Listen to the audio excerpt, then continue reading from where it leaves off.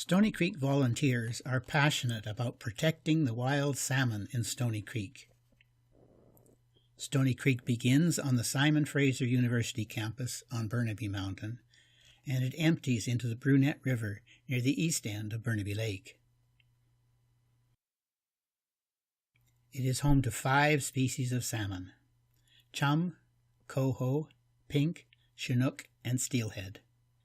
It also supports cutthroat trout and the tiny endangered nooksack dace that lives in the lower reach of Stony Creek and in the Brunette River. These fish need clean, cool water to survive. Vladimir Sukachev is a Stony Creek volunteer and a fisheries biologist. He spent several years monitoring the water quality in Stony Creek. In particular, he measured conductivity, which is a good proxy for chloride concentration. He traced high levels of chloride in the creek to a road salt storage shed that had been on the SFU campus for some 30 years. After pointing this out to SFU Facilities Department several times without a response, he set out to determine if the road salt coming from the campus was harming the fish. Vladimir began the study in mid-December 2008 with the help of Jennifer Atchison and Maurice Coulter-Boisvert, our Fisheries and Oceans Community Coordinator. He put one set of chum salmon eggs in the tributary that he had determined was the source of the salt, tributary 3A, and he put a second set of eggs in a clear tributary, tributary 3B. He attended to the eggs over the winter. The eggs started to hatch on January the 14th and were finished by February the 3rd. Then he moved the alevins into trays where they would be able to swim around in the fast-flowing water, but not out into the creek. He released all the fry into the creek on April the 25th. At the end of the study, he showed the hatch percentage in both tributaries of the creek was at least as high as hatchery-raised eggs.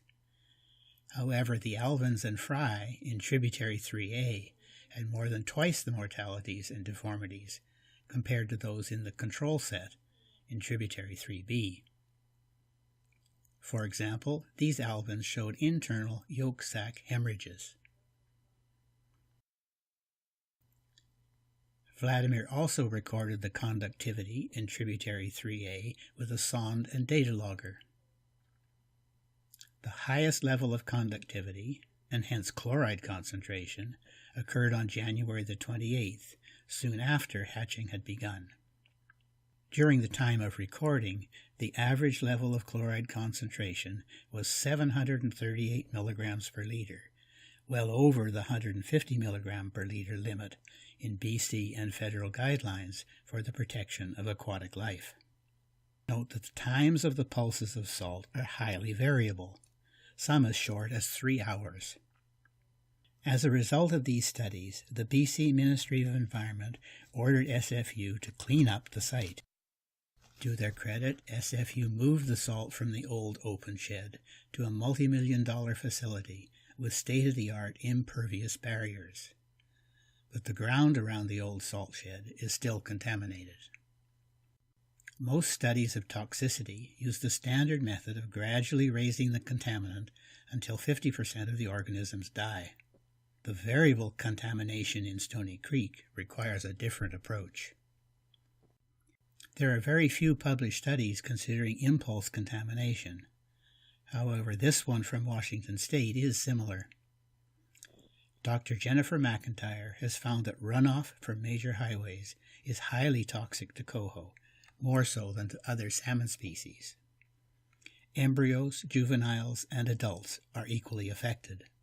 She exposed coho eggs and alevins to 48-hour pulses of the toxic runoff.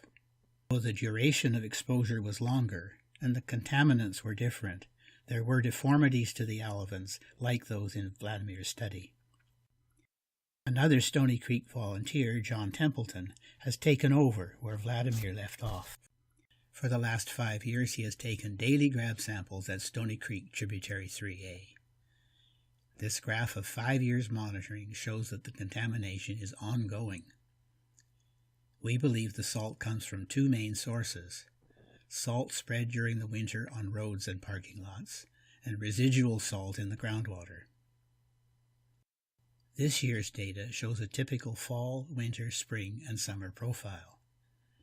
There is low conductivity in the rainy fall and spring, high short spikes in the winter, and a high steady conductivity in the dry times of summer. Unfortunately, it seems that the contamination from the groundwater is actually increasing, especially during this dry summer. We can conclude that road salt and road runoff are toxic to fish. The most critical time is in the alevin stage, when winter roads are being salted, and coho are far more fragile than chum. Stony Creek volunteers spend many hours caring for the creek. We count spawning fish, monitor juveniles, remove invasive plants, and sample invertebrates that are the food source for the salmon. But we must have help from government and educational institutions to find the sources of the groundwater contamination, to find an alternative to salt for road safety, to conduct laboratory studies that use coho eggs and consider the effects of short pulses of the salt contamination, and install data loggers to measure and record water quality. Lessons we learn in Stony Creek can be applied all across Canada.